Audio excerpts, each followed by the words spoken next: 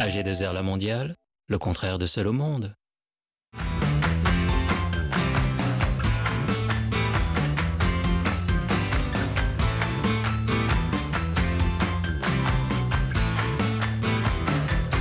Depuis ce début d'année, on s'interroge en effet sur l'intérêt qu'il y a pour un dirigeant qui veut créer sa société ou se mettre à son compte d'être statut salarié, donc qui dépendrait du régime général, ou statut non salarié, qui dépendrait du RSI. Précédemment, on ne se posait pas cette question, on conseillait toujours aux dirigeants de choisir le statut non salarié car il était plus avantageux. Mais en ce début d'année, compte tenu de la loi de financement de la sécurité sociale, qui a considérablement alourdi les charges sociales des travailleurs non salariés, nombreuses sont les personnes qui s'interrogent, faut-il être salarié et par exemple être en SAS ou bien rester gérant majoritaire de SARL? Alors, les différentes mesures qui ont été adoptées par la loi de financement de la sécurité sociale pour 2013, qui s'appliquent donc depuis 2013, sont les suivantes. D'une part, la mesure la plus forte, la plus sensible, a été le déplafonnement de la cotisation d'assurance maladie. Avant 2013, un travailleur indépendant ne cotisait pas pour l'assurance maladie pour des revenus supérieurs à environ 180 000 euros. Donc s'il gagnait 300 000 euros, il cotisait pour la maladie seulement sur 180 000. Depuis le 1er janvier 2013, il va cotiser sur l'intégralité de ses revenus. La deuxième mesure est la suppression de l'abattement pour frais professionnels du gérant majoritaire dans les sociétés à l'IS.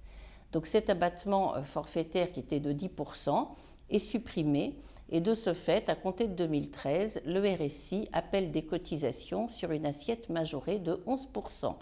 Et enfin, la dernière mesure dont on entend aussi beaucoup parler, c'est l'assujettissement des dividendes à cotisation pour les travailleurs non salariés. Il semblerait, d'après les premières études, que le statut de non salarié reste plus avantageux. Il y a quand même un disponible, selon certaines simulations qui ont été effectuées, il y a un disponible qui est plus important. En fait, la principale différence entre ces deux statuts, c'est que le salarié va cotiser de façon très importante quand même, puisqu'il faut rappeler que des cotisations pour un salarié, donc un dirigeant salarié cotise comme un salarié qui a un contrat de travail, c'est le même régime qu'on appelle le régime général.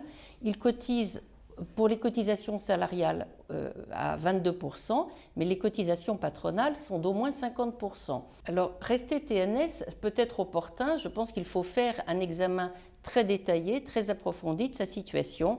Il faut prendre en compte son âge, sa position matrimoniale. Mon conjoint travaille-t-il? Est-il salarié par ailleurs? C'est vrai que s'il bénéficie d'une bonne couverture sociale, si on a des enfants et qu'il a une mutuelle dans l'entreprise, c'est peut-être pas la peine que moi, en tant que non-salarié, j'en ai une aussi. Tout ceci est à prendre en considération. Alors la principale différence entre le statut de non-salarié et le statut de salarié, c'est que le non-salarié, dans la mesure où il cotise moins, va avoir un choix plus important. En fait, il va pouvoir piloter ses dépenses, ses prestations complémentaires de santé et de retraite.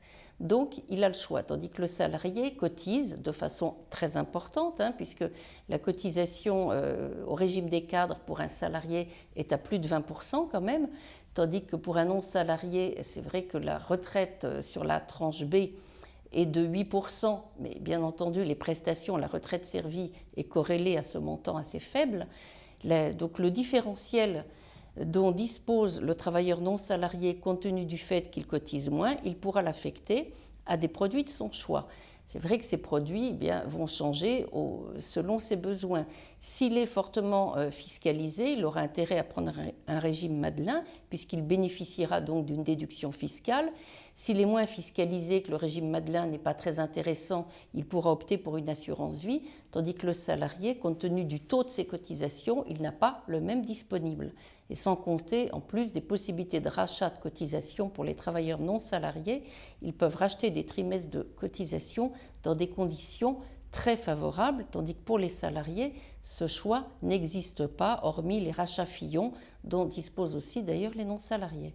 Faire une simulation pour un dirigeant d'entreprise, pour savoir s'il est plus opportun pour lui d'être salarié ou non salarié, c'est regarder le poids des cotisations qu'il va payer et mettre en corollaire les prestations dont il va bénéficier.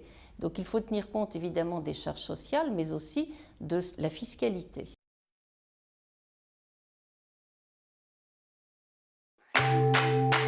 AG2R La Mondiale, le contraire de Seul au monde.